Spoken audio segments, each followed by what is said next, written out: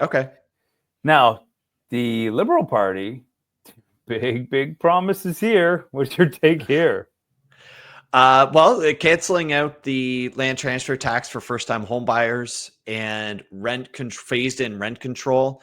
I think number one, I think that's a juicy thing to do for canceling land transfer tax for first-time homebuyers. Certainly is headline grabbing. It certainly does play to a certain crowd that may be leaning towards between PC and liberals. They may lean a little bit more liberal if that's going to be a promise that's made.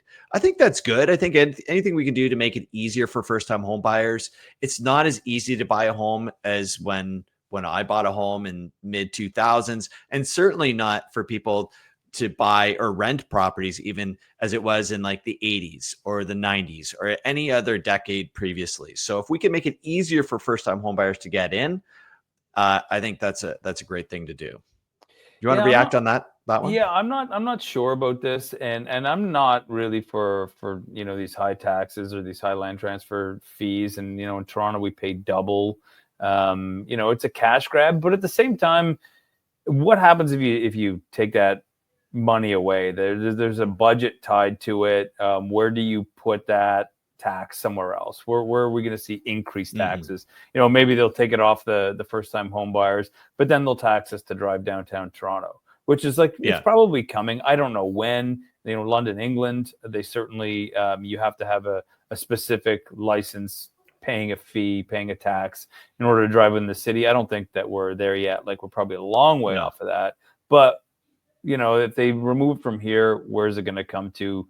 On the other side, we've also seen the Liberal Party make a bunch of promises that they've been backtracking on. So I'd be really, buyer beware if this is what you're primarily voting for. I would be reluctant to place a vote expecting that you're not going to have to pay that big chunk of land transfer tax.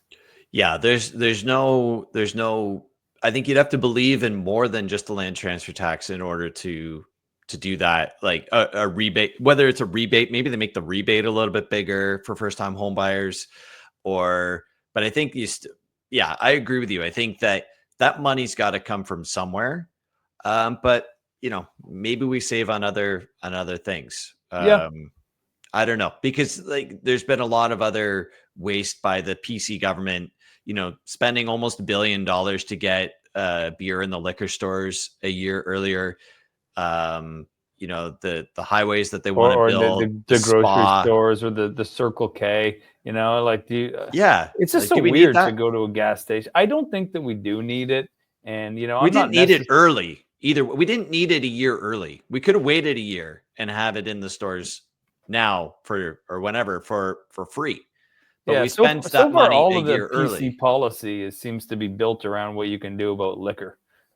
Yeah, we get the bags back in the liquor store, and we can get liquor into the corner store. Let's see what we can do with the infrastructure. Let's see them deliver on that. Yeah, and then for the other piece, the rental, rent control. It sounds really good, but if you break down the economics of it, it actually makes rent more expensive for people. Sure. Ford brought in the same thing and then backtracked on it. It's a great it's a great thing to get elected on, but when you start looking at what it ends up being, it's more expensive for renters. It just raises the rent on it. And I don't want to get into the specifics of it. Right.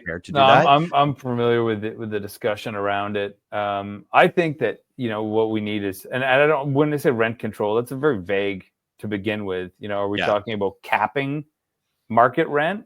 Because that's crazy to me. Right. Or are we talking about building purpose-built rentals that are affordable, which I think that we need anyway. I think that our labor force is just disappearing, especially the lower end of our labor force.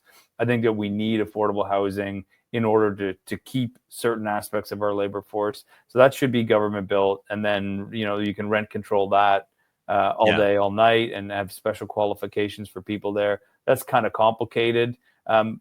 Overall, on the Liberal platform, it's I just don't believe it. So I don't know what to give it for a grade, like a C-. You know, it looks really sexy, but when you start digging into it, oof, I don't know. What do you think? Yeah, I'm kind of with you too. I'm going to give it a B minus. I'm A little more generous. a little bit more generous with it. I think that the rent control, I would need more details on the rent control idea. I think that if I were, the Sean Humphreys platform may involve some incentives for first time home buyers. Like if I'm a political party, I'm probably trying to attract some of that voting power from that group. Let's get some of those people in.